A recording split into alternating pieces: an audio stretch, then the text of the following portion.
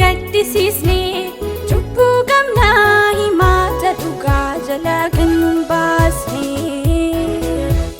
Mee ol galii keessummaa ulfinaa jireenya keenyaaf nagaa gallaattu sitti mannaa icciitii isa dhoksaa yoo si malee eenyuunu hubatu. Seenaa miti kan sitti odeessinu jireenya keenyaaf duudhaaf ka'ee adaraa kee nu gargaari maaloo maqaan Yesuus isa du'aa ka'ee. Seenaa miti kan sitti odeessinu jireenya keenyaaf duudhaaf ka'ee adaraa kee nu gargaari maaloo maqaan kee isa du'aa ka'ee. Seenaaf maqaatti hin jirru cubbuudhaan babbaanneerra nu jijjiirii jenna nu jijjiirii ulfina keessa alpisne keessi keenyas baadeera nu haaressi jenna nu haaressi. Namni hin beekne keessi keenyas dhumeera nu fayyisi jenna nu fayyisi. Ijoollee baaqaan turre ayyaana kee dhaabneerra nu eebbisi jenna nu eebbisi.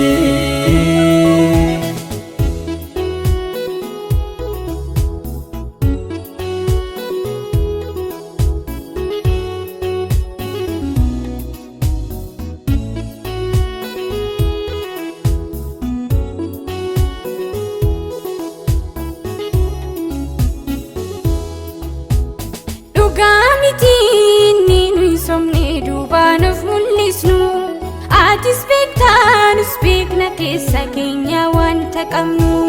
Yoom rakkannee dandeettii dubbiif dandeettii lallabaa faarfanneerraa kennaa yoom dhabne hunda keenyat qaba. Wanti goonuu tajaajilli keenya tokko tokkoonsaa sababii qaba. Tokko dhugaaf tokkommoo maqaasaa kennaa isaatiin maqaa kee lallabaa. Eenyufaatu akkas gochuun fayyee kan nuyi madaalamnu hojiin miti. Ayyaanni kee nuuf baay'atu ni dandeessaa irruu keenya guuti. Seenaaf maqaatti hin jirru babbaanneerra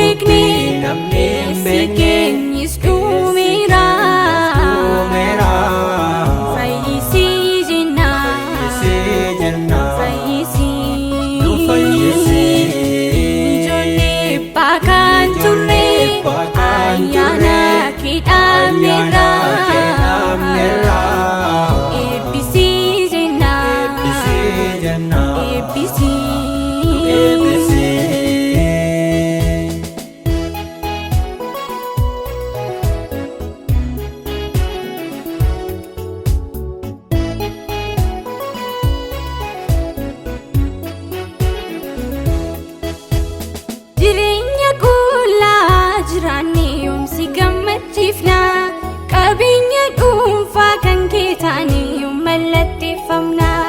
Barri qalbiitti jijjiirrannu xumurat dhufeera osoon fayyiin yeroon akkan dhumneef nu gargaara daraa. Mallattaa'uuf gahaa kan nu godhu hafuura kee nurratti dhangalaasi. Wanta ati keessatti hin argamne hunduma isaa nu irraanfachiisi. Ulfina kee siif akka jiraannutti yeroo haftee ati nuuf eebbisi. Qulqulloota warratti gammaddu isaan keessaa tokko nu taasisi. Seenaaf maqaatti hin jirru dhambabbaanneerra jijjiirii jenna ulfina keessaan bisnee si keenyis baadeera haaresii jenna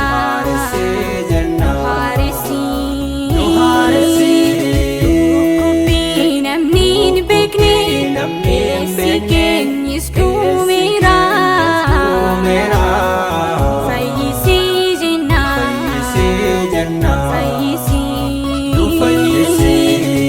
ijoollee baakaan turre ayyaana keedhaamneerra eebbisii jenna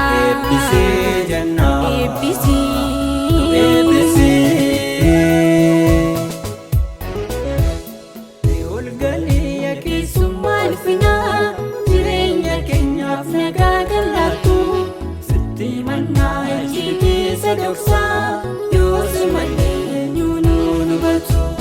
Seenaa miti kan sitti odeessinu jireenya keenyaaf duudhaaf ka'ee adaraa kee nu gargaari maaloo maqaan Yesuus isaa du'aa ka'ee. Seenaa miti kan sitti odeessinu